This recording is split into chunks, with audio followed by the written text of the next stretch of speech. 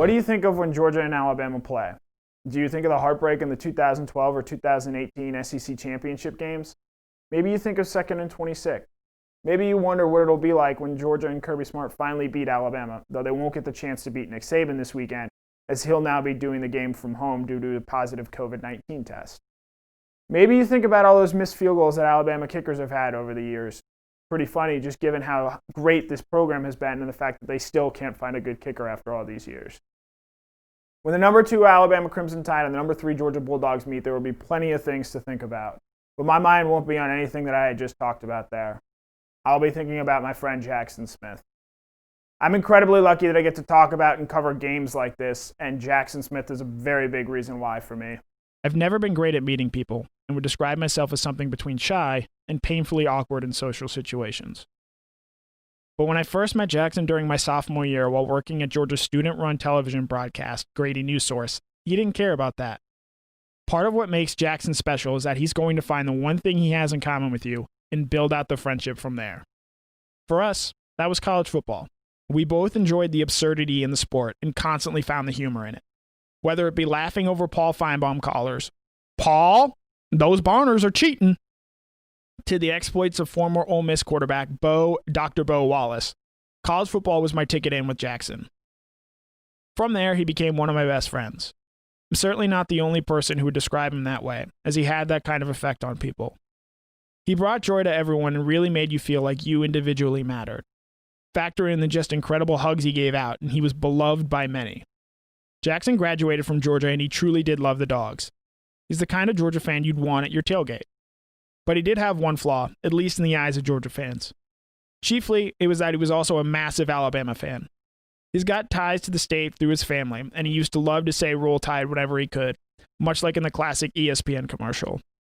I wouldn't say they were his favorite team, but if Alabama and Georgia were his children, he definitely seemed to be a little bit more invested in the Crimson Tide than the Bulldogs.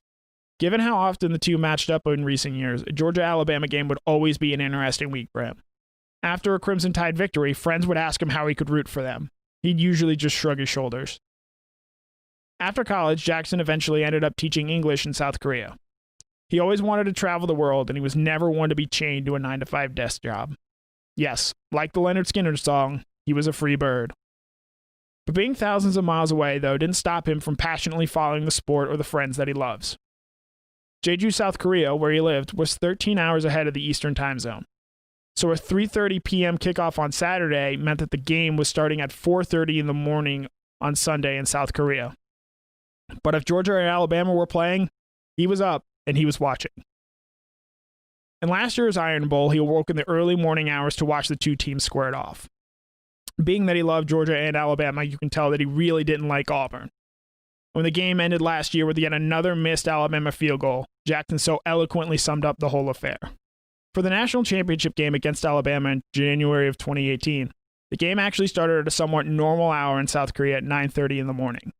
The problem was that the game was on a Monday night, meaning it was Tuesday morning in South Korea, and he had to teach that morning. Watching the game live was out of the question, so he was determined to watch the affair in its entirety with no spoilers.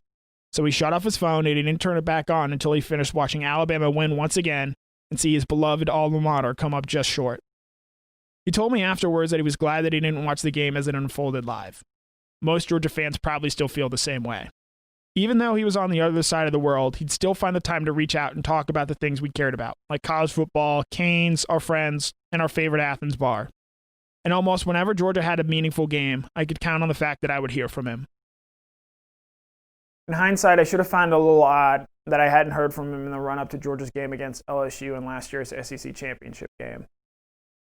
On the morning of the game, I had gotten an email from a mutual friend of ours asking if I could give him a call. I planned on doing it after the conclusion of the game. But before I got a chance to make that call, I had found out the news that the friend had been emailing me about. Jackson had unexpectedly passed away the day before in South Korea. He was 27 years old. I found out shortly after exiting the locker room following Georgia's 37-10 loss that day. Whatever disappointment or emotion I had in Mercedes-Benz Stadium at that point paled to what I felt in the moment, to what I still feel, to what so many people who loved and knew him still feel. In the 10 months since his death, I've thought about him a lot. I'm certainly not the only one who has, as he had that kind of impact on people. Even if he's no longer physically still here, his memory and those he helped create still live on. Part of the reason he feels so present to me is in part because of the relationship we had with college football. The sport serves as a constant reminder to the bond that we shared. Sometimes it can be overwhelming, like when listening to a Scott Cochran press conference and I'm unable to share with him how Cochran is exactly what he was made out to be when he was the strength and conditioning coach at Alabama. But there are happy moments and memories as well.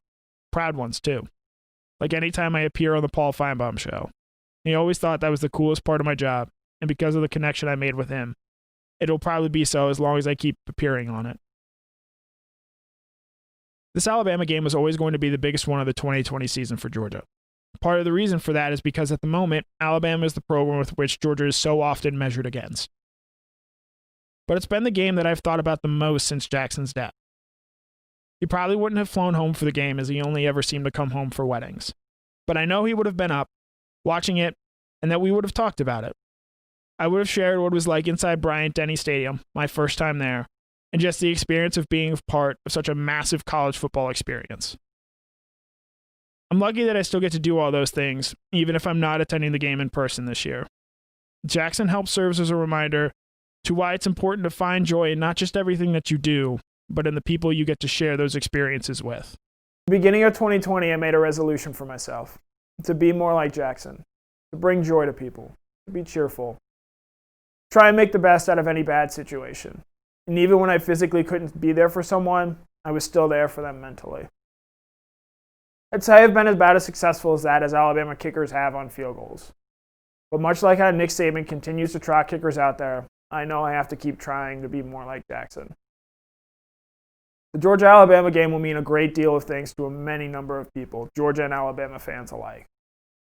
But for me, for now until eternity, this game will always remind me of my friend Jackson and the joy and love that he brought so many people. The great memories we had and the ones that I will cherish forever. I'll be thinking of him a lot on Saturday. I miss you a lot, and I love you, bud. As a friend of Jackson Smith's, I'm Connor Riley.